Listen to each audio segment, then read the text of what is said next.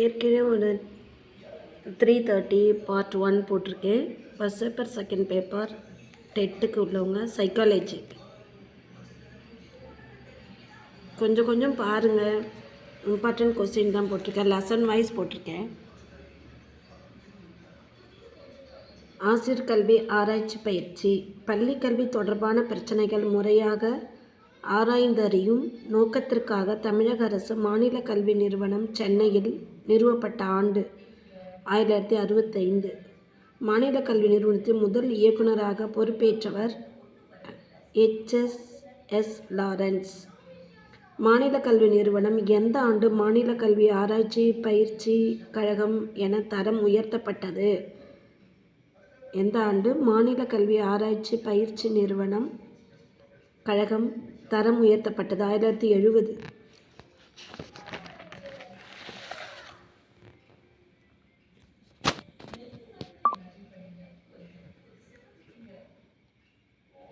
மாநில கல்வி ஆராய்ச்சி பயிற்சி கழகத்தை மாநில அரசு எந்த ஆண்டு கல்வி ஆராய்ச்சி பயிற்சி இயக்கம் என புதிய பெயர் மாற்றம்? 1990. ஆராய்ச்சி பயிற்சி கழகத்தை மாநில அரசு கல்வி ஆராய்ச்சி பயிற்சி இயக்கம் என மாற்றியது 1990. தமிழ்நாட்டின் ஆசிரியர் பயிற்சி நிறுவனங்கள் அனைத்திலும் தரமான ஆசிரியர் கல்வி வழங்குவதில் ஈடுபட்டு வருவது DTERT. தரமான பயிற்சி நிறுவனம் DTERT. தமிழ்நாட்டில் ஆசிரியர் பட்டய படிப்பிற்கான வளநூல்களை வெளியிடுவது DTERT.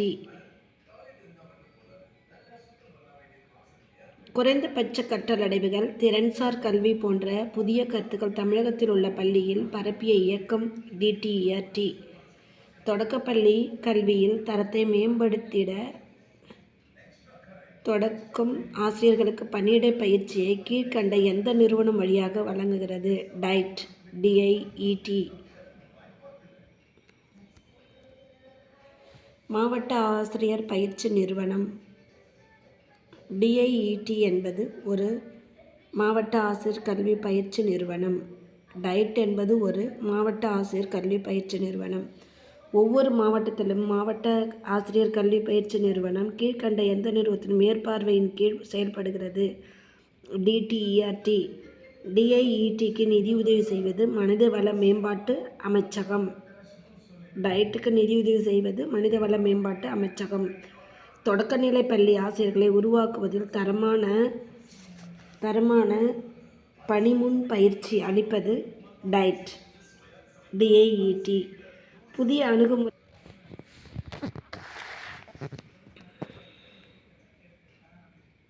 மாவட்டம் முழுமைக்குமான கல்வி தேவையை திட்டமிடுவது DIET. பள்ளியின் கல்வி தரத்தை உயர்த்துவது, கலைத்திட்டத்தையும் பாடநூல்களையும் தயாரிக்கும் பணியை செய்வது DIET. DTERT நடைமுறைப்படுத்தும் திட்டங்களை மாவட்டத்தில் செயல்படுத்துவது DIET. மாவட்ட அளவில் பள்ளிசாரா கல்வி திட்ட செயல்பாடுகளில் ஈடுபடுவது DIET. கல்லூரி கல்வி இயக்கம் டைரக்டர் ஆஃப் காலேஜ் எஜுகேஷன். இது செகண்ட் பேப்பருக்கும் யூஸ் ஆகும், ஃபஸ்ட் பேப்பருக்கும் யூஸ் ஆகும். சைக்காலஜி கொஸ்டின் ஆன்சர் தான். லெசன் வைஸ் போட்டிருக்கேன். பாருங்கள், கண்டிப்பாக எக்ஸாமில் பாஸ் பண்ண முடியும், நம்பிக்கையோடு பாருங்கள். தமிழகத்தில் கல்லூரி கல்வி இயக்கம் தோற்றுவிக்கப்பட்ட ஆண்டு 1965. கல்லூரி கல்வி இயக்கம் தோற்றுவிக்கப்பட்ட ஆண்டு 1965. தமிழகத்தில் கல்லூரி கல்வி இயக்கம் செயல்படும் இடம் சென்னை.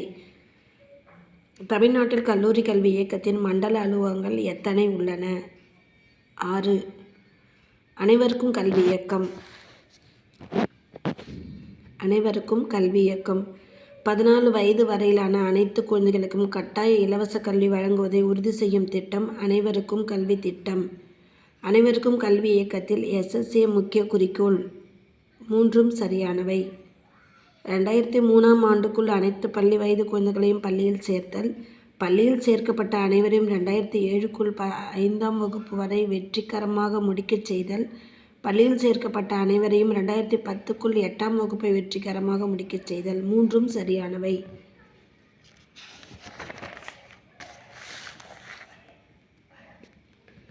அனைவருக்கும் கல்வி இயக்கத்தின் சிறப்பு அம்சம் எது? 14 வயது வரை உள்ள அனைத்து குழந்தைகளுக்கும் கல்வி வழங்குவதற்கான காலக்கெடுவுடன் கூடிய செயல் திட்டம். அனைத்து குழந்தைகளுக்கும் தரமான கல்வியை உறுதி செய்வதை நிறைவேற்றும் திட்டம்.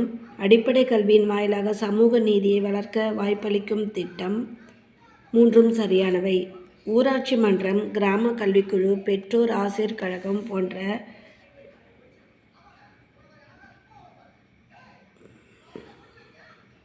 அடித்தள மக்கள் அமைப்பு தொடக்க கல்வி நிர்வாகத்தில் ஈடுபட செய்தல் திட்டம். அனைவருக்கும் கல்வி திட்டம். மைய மாநில அரசுகள், உள்ளாட்சி நிர்வாகங்கள் ஆகியவற்றில் பங்களிப்பு நிறைவேற்றப்படும் திட்டம். அனைவருக்கும் கல்வி திட்டம். தொடக்க கல்வி பற்றிய மாநில அரசின் தொலைநோக்கு குறிக்கோள் நிறைவேற்றுவதற்கு வாய்ப்பளிக்கும் திட்டம். அனைவருக்கும் கல்வி திட்டம். கீழ்கண்ட எந்த திட்டத்தில் ஆசிரியர்கள் பணித்திறனை மேம்படுத்துவது வட்டார வள மையம், பள்ளி தொகுப்பு கருத்தாய்வு மையம் அமைப்புகள் உருவாக்கப்பட்டன? அனைவருக்கும் கல்வி திட்டம். கீழ்கண்ட எந்த கல்வி இயக்கத்தில் நிர்வாக அமைப்பு 4 அடுக்கு குழுக்களை ஆனது? அனைவருக்கும் கல்வி திட்டம். 4 அடுக்கு குழுக்கள் எவை? கிராம கல்விக்குழு மற்றும் வட்டார கல்விக்குழு, மாவட்ட கல்விக்குழு மற்றும் மாநில கல்விக்குழு. A, B சரியானவை. அனைவருக்கும் கல்வி இயக்கத்தை செயல்படுத்துகின்ற மாநில அளவிலான அலுவலகம் மாநில திட்ட இயக்ககம். தேசிய ஒருமைப்பாட்டின் கணக்கல்வி. இந்திய மனம், இந்தியன் மைண்ட் அல்லது இந்திய உணர்வுகள் என்று எதனை கூறுவர்? நாம் அனைவரும் இந்திய மக்கள் என்னும் உணர்வு. இந்தியாவின் ஒற்றுமைக்கும் ஒருமைப்பாட்டிற்கும் தடையாக உள்ள காரணிகள் எவை? பல்வேறு மதங்கள் மற்றும் பல்வேறு கட்சிகள், பல்வேறு மொழிகள் மற்றும் பல்வேறு மாநிலங்கள், பல்வேறு பண்பாடுகள் மற்றும் மக்களின் ஏற்றத்தாழ்வுகள். இவை மூன்றும். இந்தியாவில் உள்ள மொத்த மாநிலங்கள் 2011இல் 28. இந்தியாவில் பேசப்படும் மொத்த மொழிகள் 161.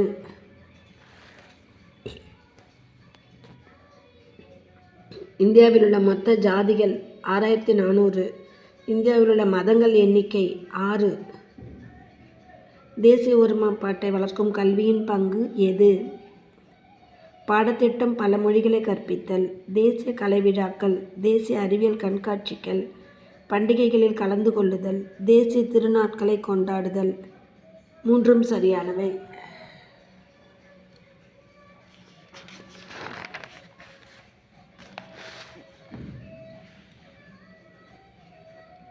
உலக மனப்பான்மை கல்வி. Education for international understanding. யாதும் ஊரே யாவரும் கேளீர் என்ற கவிதை வரிகளை எழுதியவர் கணியன் பூங்குன்றனார். உலக மனப்பான்மை என்பது உலகளாவிய அறிவை பெறுவது. உலக மனப்பான்மை என்பது உலகளாவிய அறிவை பெறுவது. ஒருவர் நம் நாட்டில் பெருமைகளையும் வளங்களையும் சிறப்புகளையும் பெருமிதப்படுத்துவது தாய்நாட்டு பற்று. உலகில் பிற பகுதிகளில் வளங்களையும் சிறப்புகளையும் நினைத்து பெருமதிப்படுவது உலகப்பற்று. உலக மனப்பான்மை கல்வியில் நோக்கமாக உள்ளவை எவை? மனித குல நன்மைக்கே உலகம் இயங்குகிறது என்பதை மாணவர்கள் உணர்தல். உலக அமைதிக்கு ஒவ்வொரு தனி மனிதனும் பொறுப்பு என்பதை மாணவர்கள் உணர்த்துதல். உலக குடிமகனாக இருந்து தம் கடமைகளை ஆற்றுவதை கற்றுக் கொடுத்தல். மூன்றும் சரியானவை. மதிப்புணர்வு கல்வி. Value education. மனிதனிடம் உள்ள அடிப்படை பண்புகள் எவை? உடலில் பண்பு, அறிதல் பண்பு, ஆன்மீக பண்பு, உணர்வு பண்பு, உளநிலை பண்பு. மூன்றும் சரியானவை. கீழ்கண்ட இணைகளில் உள்ள தவறான இணையை தேர்வு செய்க. அன்பு மனிதனின் உடலமைப்பை தொடர்புடையது. மனிதனின் உளநிலை பண்புடன் தொடர்புடையது அன்பு. மனிதனின் உளநிலை பண்புடன் தொடர்புடையது அன்பு. உலக பயிர்கள் அனைத்தையும் தன்னுயிராக காணும் உயர் பண்பு அகிம்சை. உலக உயிர்கள் அனைத்தையும் தன்னுயிராக காணும் உயர் பண்பு அகிம்சை. இந்திய தத்துவம், இந்திய பண்பாடும் சில முக்கிய மதிப்புணர்வு வலியுறுத்துவல். அவை மூன்றும் சரியானவை. சத்தியம், சிவம், சுந்தரம் ஆகியவற்றை அடைவதே வாழ்க்கையின் குறிக்கோள். கடமை, ஒழுக்கம் இவற்றினை போற்றி மதித்தல். அகிம்சை, உண்மை இவற்றின் ஈடுபாடு. தனி மனித மகிழ்ச்சிக்கும் சமூக நலத்துக்கும் இன்றியமையாத மதிப்பு கற்றுக்கொள்வது மதிப்புணர்வு கல்வி. நல்லது எது கெட்டது எது என்று வாழ்நாளெல்லாம் தேடுகின்ற திறன்களை பெறுகின்ற முயற்சி மதிப்புணர்வு கல்வி. மதிப்புணர்வு கல்வி வலியுறுத்தும் முக்கிய கருத்து எது?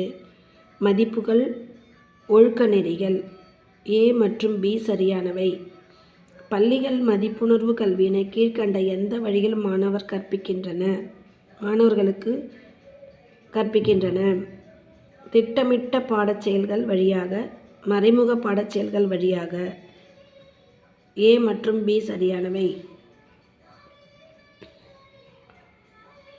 கல்வியின் நோக்கம் மனிதனை அறிவுள்ளவனாகவும் ஒழுக்கமுள்ளவனாகவும் ஆக்குவதே ஆகும் என்று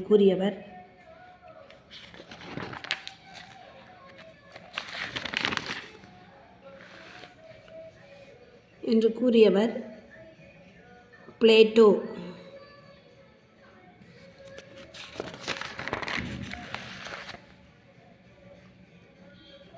கல்வியின் நோக்கம் ஒழுக்கத்தை வளர்ப்பதும் என்பர் யார்? சுவாமி விவேகானந்தர்.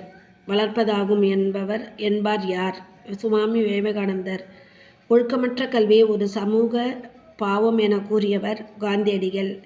புதிய கல்விக் கொள்கை வெளியிடப்பட்ட ஆண்டு 1986. ஆசிய பசிபிக் நாடுகளின் மதிப்புணர்வு கல்வி பிரச்சனைகளையும் ஆராய்ந்த பன்னாட்டு பயிற்றரங்கம் மதிப்புணர்வு கல்விக்கு எத்தனை குறிக்கோள்களை முன்மொழிந்தது? 6. பன்னாட்டு பயிற்றரங்கம் மதிப்புணர்வு கல்விக்கு முன்மொழித்த குறிக்கோள் எவை? முழுமையான வளர்ச்சி, சமுதாய அக்கறை, சமூக நலன், தேசிய நலன், உலக மனப்பான்மை, விழிப்புணர்வு. 3ம் சரியானவை. குழந்தைகள் மதிப்புணர்வு கற்றுக்கொள்ளும் 4 ஈக்கள் எனப்படுபவை கட்டளைகள், முன்மாதிரிகள், எதிர்பார்ப்புகள். 3ம் சரியானவை. பள்ளியில் மாணவர்களுக்கு மதிப்புணர்வு கல்வியினை எத்தனை அணுகுமுறையாக கற்பிக்கலாம்? 6 அணுகுமுறையாக. கீழ்கண்ட மதிப்புணர்வு கற்பித்தலுக்கு அணுகுமுறைகள் எதில் ஆசிரியர் பள்ளியோ எவ்வித மதிப்புகளையும் மாணவரிடம் திணிப்பதில்லை? மதிப்புணர்வை தெளிப்படுத்தும் அணுகுமுறை.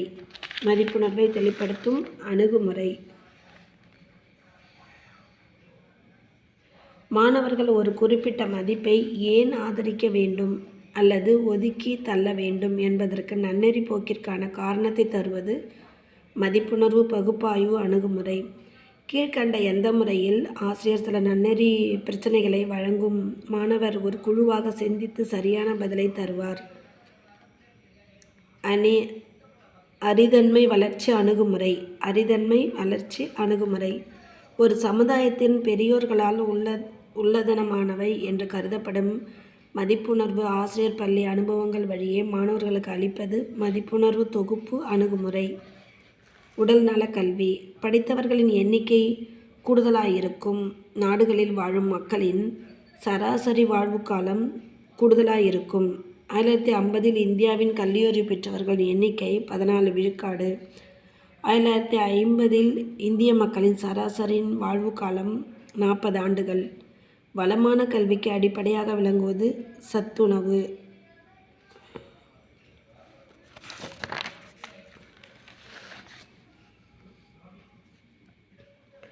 சிறு குழந்தைகள் கடுமையாக உணர்வு பற்றாக்குறையால் வாடும் பொழுது அக்குழந்தையின் மூளையின் எடை குறைகிறது என்றவர்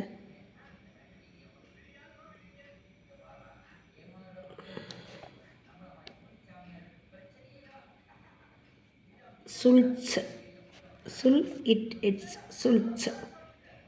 உணவு பற்றாக்குறை வாடும் குழந்தைகளிடம் உடலியக்க திறன் மேம்பாடு, அறிதன்மை வளர்ச்சியும் குன்றுகிறது என்றவர் வினிக்.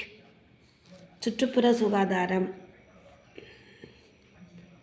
மலேரியா நோய்க்கு காரணமான உயிரி பெண் கொசு. காலரா நோய்க்கு காரணமான நுண்ணுயிரி காலரா லிப்ரியோ என்னும் பாக்டீரியா. தேசிய இரத்த தான நாள் அக்டோபர் 1. தேசிய இரத்த தான நாள் அக்டோபர் 1. எய்ட்ஸ் நோய்க்கு காரணமான கிருமி HIV. எய்ட்ஸ் நோய் முதலில் கண்டுபிடிக்கப்பட்ட ஆண்டு 1981. பெண் கல்வி, உமன்ஸ் எஜுகேஷன். பெண் கல்வி என்பது ஆண்களுக்கு கல்வி கற்பதில் என்னென்ன வசதிகள் உள்ளதோ அதேபோல் பெண்களுக்கும் வசதி வாய்ப்பை தருவது.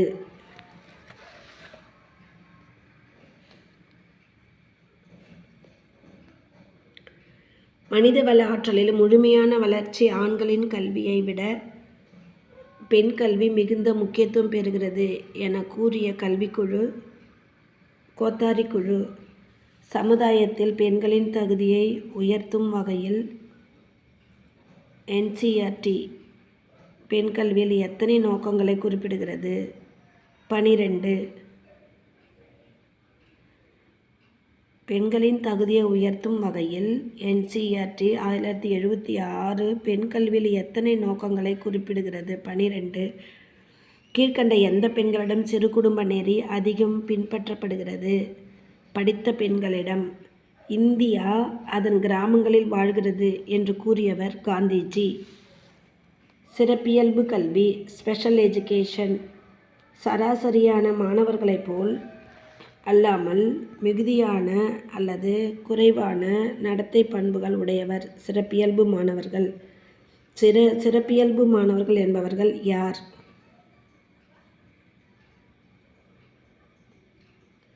எதையுமே கற்க இயலாத மாணவர்கள் மற்றும் மனவெழுச்சியால் பாதிக்கப்பட்ட மாணவர்கள், ஓரளவு கற்கக்கூடிய மாணவர்கள், குன்றிய மாணவர்கள், ஏதாவது ஒரு துறையில் பெருங்கெட்டிக்காரர் மாணவர்கள் மற்றும் இயல்பாக பேரறிவு கொண்ட மாணவர்கள். மூன்றும் சரியானவை. பள்ளி செல்லும் குழந்தைகளின் ஏறத்தாழ எத்தனை சதவீதம் பேர் கற்கும் திறமை குறைவாக குழந்தைகள் இருக்கலாம் என கணக்கிட்டுள்ளார்? 15%. கீழ்கண்டவர்கள் யாரை நடத்தை திருத்துதல் முறைகளால் குணப்படுத்த முடியும்? கற்கும் திறமை குறைவான குழந்தைகள். கற்கும் திறமை குறைவான குழந்தைகள்.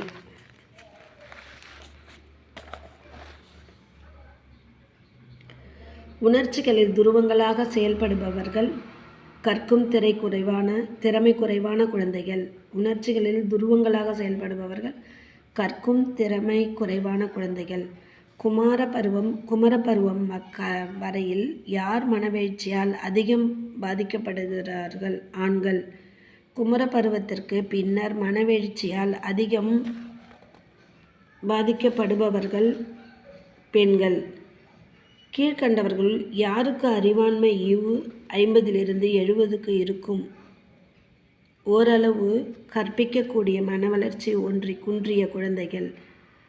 ஓரளவுக்கு கற்பிக்கக்கூடிய மனவளர்ச்சி குன்றிய குழந்தைகள். திறனாண்மை மாணவர்களுக்கான கல்வி திட்டம். Education for the gifted, the talented. அறிவில் சிறந்த மாணவர்கள் எவ்வாறு குறிப்பிடப்படுகிறார்கள்? திறனாண்மை மாணவர்கள். சராசரி மாணவர்களிடையே மிக உயர்ந்த அறிவாண்மை உடையவர்கள் திறனாண்மை மாணவர்கள். கீழ்கண்டவர்களுள் யார் நாட்டின் அரிய இயற்கை வளங்களுக்கு இனிய தேசத்தின் சொத்தாக மதிக்கப்படுகின்றனர்? திறனாண்மை மாணவர்கள்.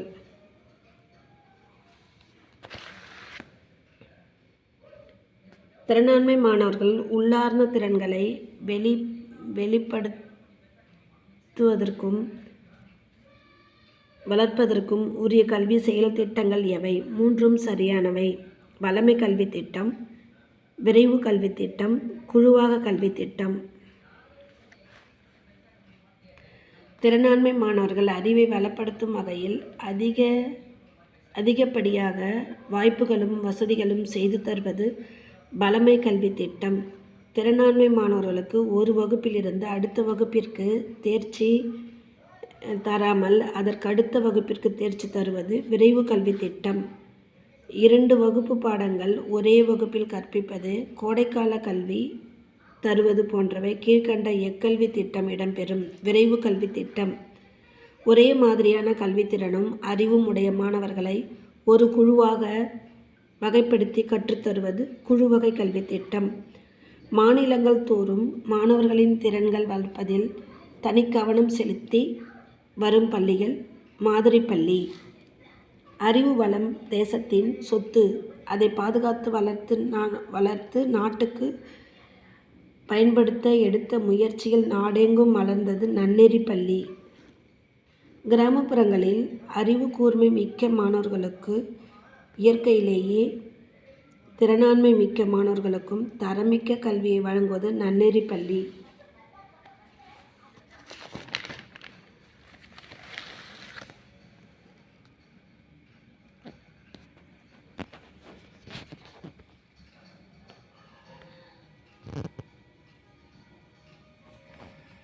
கீழ்கண்டவற்றில் உள்ள தவறான ஒன்றை தேர்வு செய்க. ஆதிதிராவிடர் பழங்குடி மாணவர்கள் சேர்த்து கொள்ளப்படுவதில்லை. நவோதயா பள்ளியில் 8ஆம் வகுப்பிற்கு பின் கீழ்கண்ட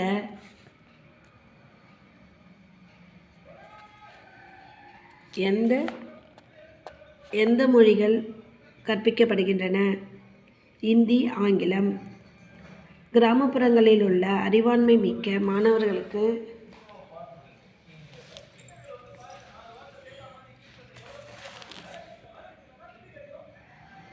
கிராமப்புறங்களில் அறிவாண்மை மிக்க மாணவர்களுக்கான ஒவ்வொரு மாவட்ட தலைநகரிலும் செயல்படும் பள்ளி மாதிரி பள்ளி, மாடல் ஸ்கூல். கீழ்கண்ட மாநிலங்கள் எங்கு இன்னும் மாதிரி பள்ளிகள் திறக்கப்படவில்லை? 2010 வரை. தமிழ்நாடு. முன்னோடி பள்ளிகள் என்றும் தகமை பள்ளிகள் என்றும் போற்றப்படுவது மாதிரி பள்ளிகள். மாதிரி பள்ளிகள் கீழ்கண்ட எந்த நிறுவனத்தின் கீழ் இயங்குகின்றன? CBSE. மாதிரி பள்ளிகள் தன்மையாக உள்ளது எது? கல்வி இலவசம், இருபாலின மாணவர்களுக்கும் தரப்படுகிறது. 6ஆம் வகுப்பு முதல் 12ஆம் வகுப்பில் கல்வி தரப்படுகிறது. மாணவர்கள் உளவியல் தேர்வு அடிப்படையில் தெரிவு செய்யப்படுகின்றன. 3ம் சரியானவை. மாதிரி பள்ளிகள் எந்த மொழியில் கற்பிக்கப்படுகின்றன? 8ஆம் வகுப்பு வரை தாய்மொழியிலும் இந்தியிலும் ஆங்கிலமும்.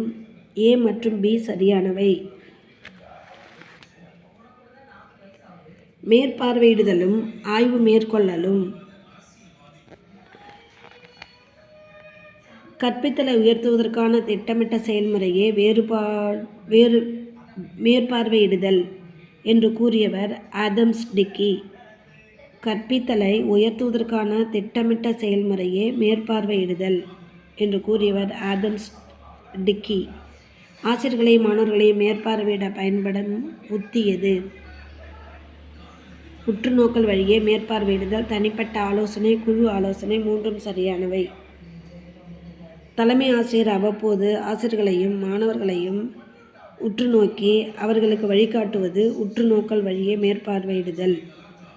தனிப்பட்ட மாணவர், ஆசிரியர் ஆகியோரை பிரச்சனைகளுக்கு தீர்வு காண தலைமை ஆசிரியர் அவர்களை அழைத்து கலந்தாலோசிப்பது தனிப்பட்ட ஆலோசனை. ஹாரிஸ் என்பவரின் கருத்துப்படி மேற்பார்வையிடுதல் உள்ள முக்கிய பணி எது? கடமையை வளர்த்தல், சமூக உறவை வளர்த்தல், வளர்ச்சி பணி. 3ம் சரியானவை.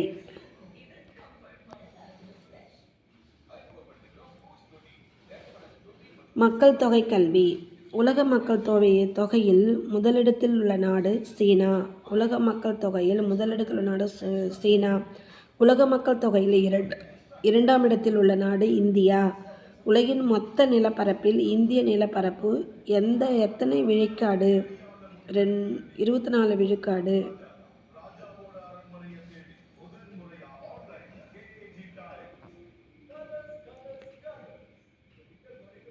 2.4 விழுக்காடு. உலகின் மொத்த மொத்த நிலப்பரப்பில் இந்திய நிலப்பரப்பு எத்தனை விழுக்காடு? 2.4 விழுக்காடு.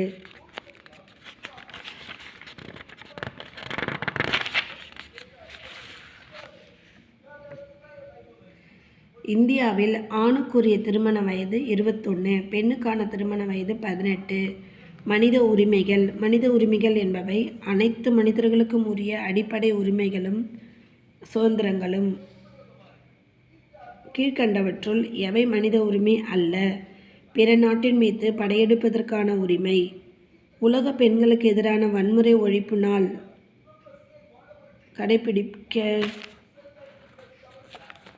கடைபிடிக்கப்படும் தினம் நவம்பர் 25. உலக பெண்களுக்கு எதிரான வன்முறை ஒழிப்பு நாள் பிடிக்கப்படும் தினம் நவம்பர் 25. போதை மருந்துகள் குற்றங்களுக்குமான ஐக்கிய நாட்டு நிறுவன அலுவலகம் மார்ச் 2009 நீல இதய இயக்கம் எதற்காக தொடங்கியது? மனிதர்களை விற்கும் வணிகத்தை எதிர்த்து. போதை மருந்துகளும் குற்றங்களுக்குமான ஐக்கிய நாட்டு நிறுவன அலுவலகம் மார்ச் 2009 நீல இதய இயக்கம் எதற்காக தொடங்கியது? நீல இதய இயக்கம் எதற்காக தொடங்கியது? மனிதர்களை விற்கும் வணிகத்தை எதிர்த்து.